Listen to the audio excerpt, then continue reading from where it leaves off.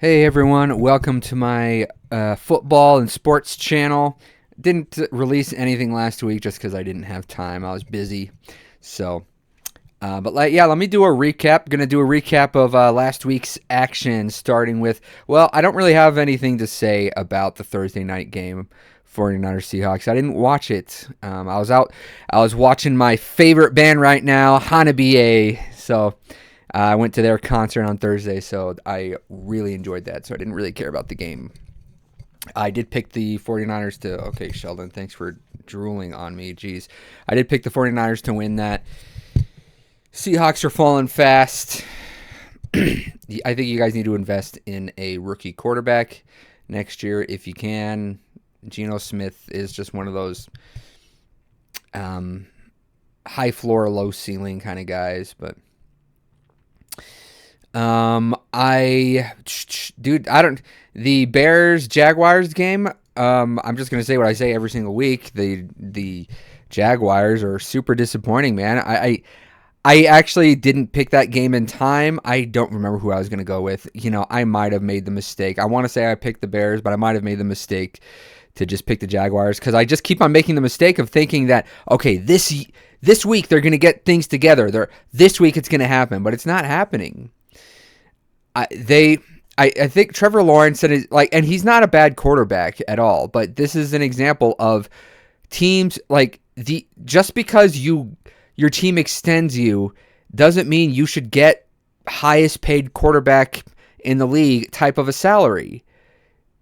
These quarterbacks need to start proving it, and I think teams need to start holding their ground and telling these players, dude, you haven't proven it. I like Trevor Lawrence. He's not the worst quarterback there's ever been, and it's not like the Jaguars have this storied history of having great quarterbacks. I do think they should have kept him, but they shouldn't have paid him all that money, man. They need to prove it. Bears, they're 4-2. The NFC North is probably the best division in the league right now, and that hasn't been the case. I haven't seen that since I've been watching. They're all the worst. Both the Packers and the Bears have a 4-2 record. That's the worst in the division. So wow, props to the NFC North.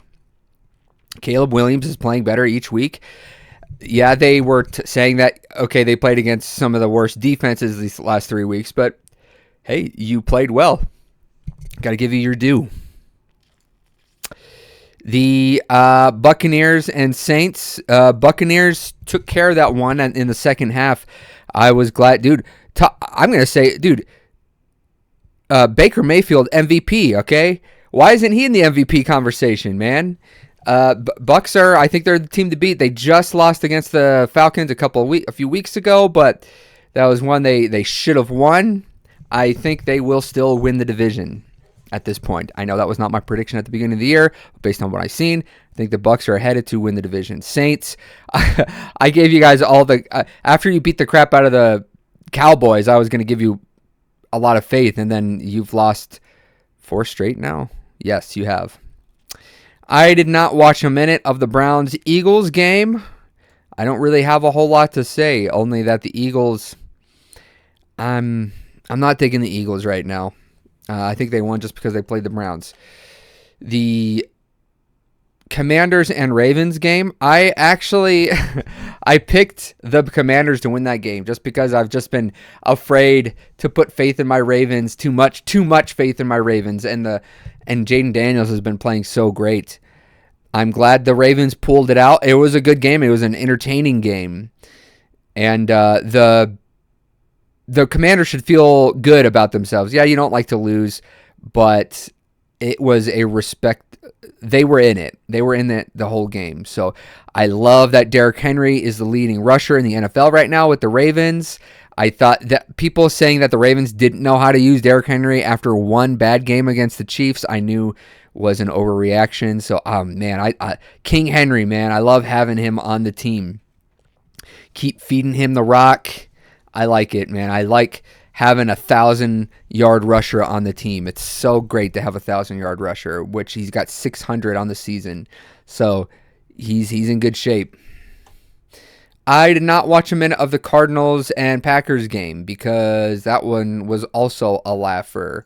But Jordan Love is, I wasn't sure because Jordan Love started off pretty well last year.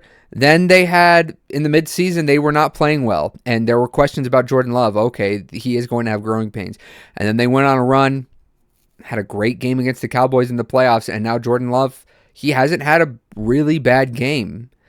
So let that be a lesson that more teams need to start grooming their quarterbacks and not just expecting them to be great their rookie year. So Packers are looking good. I don't know if they're going to win the division because that division is so good. Colts and Titans. Colts pulled that out. The only thing I have to say about that is it's funny now everybody has faith. Nobody had faith in Joe Flacco when he was with the Ravens, including me. But now that he's this journeyman quarterback, it's just like, oh, the steady hand of Joe Flacco. And everybody has all the faith in the world in him. So good for you, Joe Flacco. I'm looking forward to the day that we put you in our Ring of Honor. You've earned it. Joe Levis. What's his name? Will Levis. Yeah, he's not the answer for the Titans. Ryan Tannehill wasn't, but neither is Levis. Yes, Colin Cowherd. I don't think his mom going to Yale means jack, okay? I didn't watch a minute of the Texans-Patriots game because that one was also a laugher. Good to see the Texans blow out a bad team and kind of establish themselves as an AFC power. What are they now? 4-1? 5-1. 5-1. I love it. I love to see it. You know what I was thinking when I was looking at the score of this game?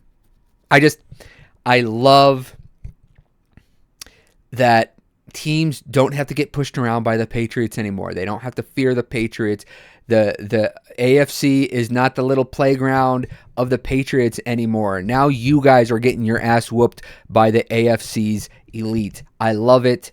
You guys deserve you fans deserve many, many more years of watching your team look up and getting their ass beat by guys like CJ Stroud and Lamar Jackson and those guys. So I love it. This is not lost on me. I don't feel bad for the Patriots at all.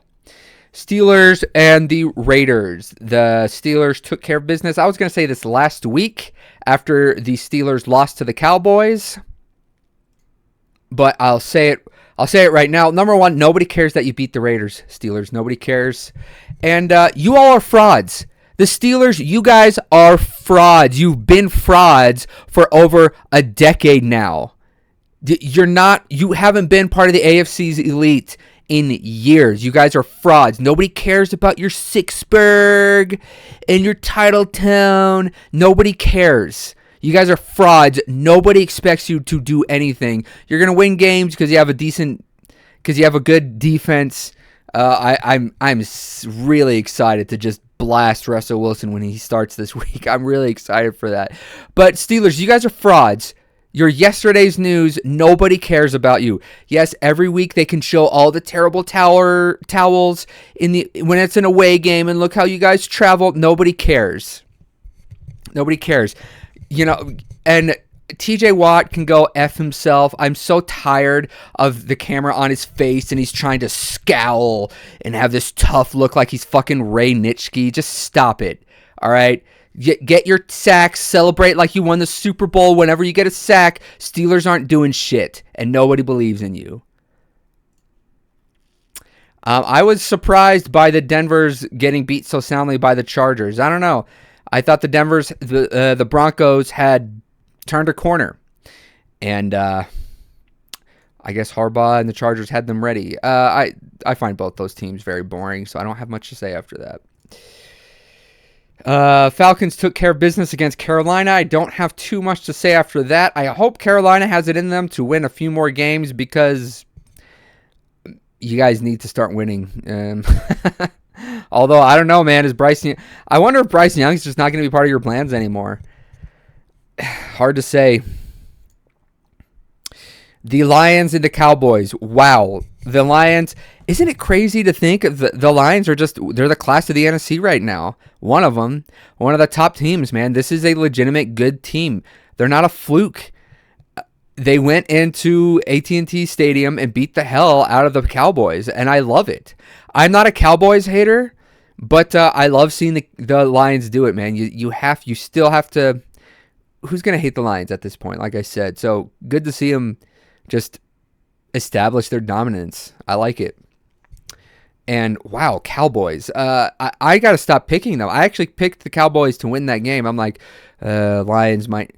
The Cowboys. I know they've been playing poorly at home, but now they're really gonna get their butts in gear. But yeah, I think the Cowboys are what the record shows at this point, and I need to adjust to that reality. I did not watch. I barely watched the Bengals-Giants game and I'm glad I did because that was a really boring game. I was watching Demon Slayer with Joyce. What do I have to say? I think it was funny. Let's see. At that point, the Giants had a better record than the Bengals, but 82% of people still picked the Bengals to win that game. It's just so funny how nobody believes in the Giants. And can we stop having primetime games with the Giants? I don't care if it's a New York market. We need to stop it with putting the Giants in primetime, man. Daniel Jones, nobody cares, dude. That being said, I think they might beat the Eagles this next week, but just nobody believes in the Giants. And I was so disappointed in that Jets-Bills game on Monday. I picked the Jets only because they recently fired Robert Saleh.